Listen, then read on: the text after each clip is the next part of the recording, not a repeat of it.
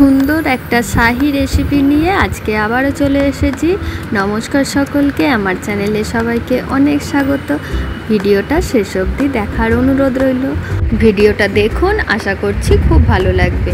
তো চলুন মেন রেসিপিতে চলে যাই। প্রথমে ডিমগুলো সেদ্ধ করে নিলাম, তারপরে বেশ কয়েকটা পেঁয়াজ কিউব সাইজ করে কেটে নেব। দেখে নিন।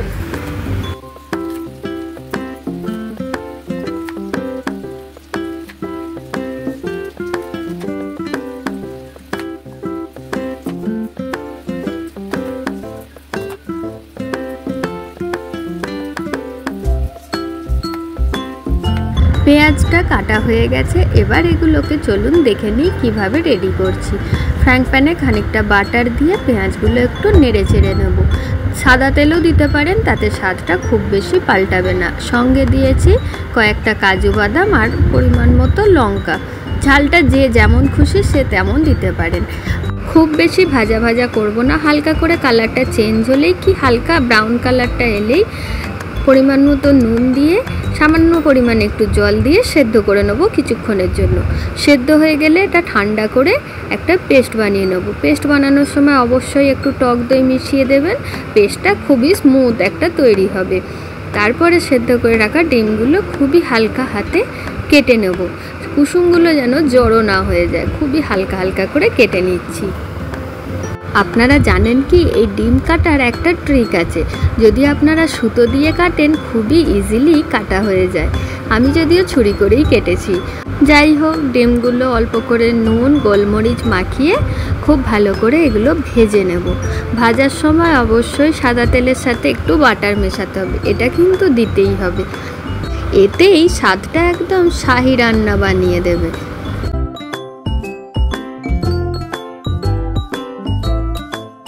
খেয়াল রাখবেন, ডিমগুলো ভাজবার সময় অবশ্যই ডিমের ভেতর দিকটা উপর করে দেবেন। তাহলে কি হয়, ডিমের কুসুমটা আর মোটেই বেরিয়ে আসবে না, একদম সেট হয়ে যাবে। ডিমগুলো বেশ লাল লাল করেই আমি ভেজে নিয়েছি। আপনারা যেমন খুশি ভাজতে পারেন।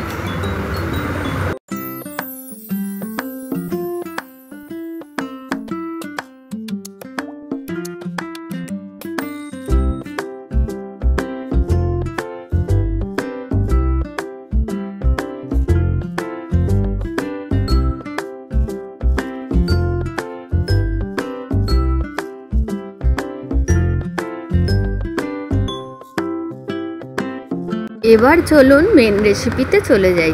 ডিমগুলো সুন্দর করে ভাজা হয়ে গেছে, তুলে রেখে দিলাম। এবার ওই তেলের মধ্যে দিয়ে দেবো কয়েকটা গোটা গরম মশলা আর মৌরি। তারপরে দিয়ে দিচ্ছি আদা রসুনের পেস্ট। যতক্ষণ না সুন্দর গন্ধ ছেড়ে আসছে ততক্ষণ আদা রসুনটা খুব ভালোভাবে নেড়ে চেড়ে কষিয়ে নেব।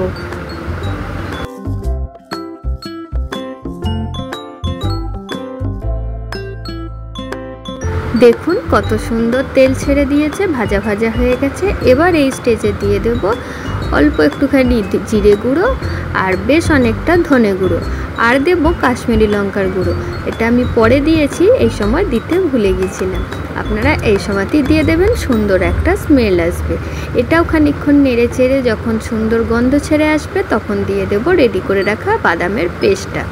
এটা খুব ভালোভাবে কষিয়ে নেব একদম তেল ছেড়ে আসা অবধি। দেখে নিন।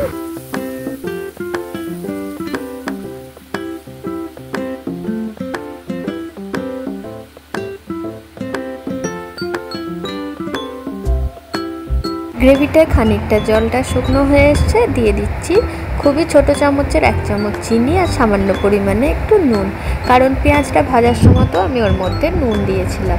আর কয়েকটা কাঁচা লঙ্কা দিয়ে গ্রেভিটা রেডি করে নেব।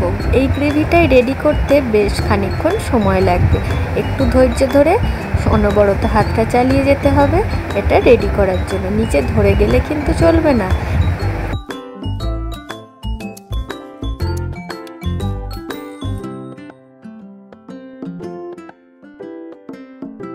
দেখুন কত সুন্দর রেডি হয়ে এসেছে গ্রেভিটা, সুন্দর তেল ছেড়ে আসছে না? আরও খানিকক্ষণ নেড়ে চেড়ে নেবো। একদম জলটা শুকনো হয়ে এলে খুবই সামান্য পরিমাণে একটু জল এতে অ্যাড করে দেব। খুব ভালোভাবে ওটা জলের সাথে মিক্সড করে কিছুক্ষণের জন্য ঢাকা দিয়ে রেখে দেবো।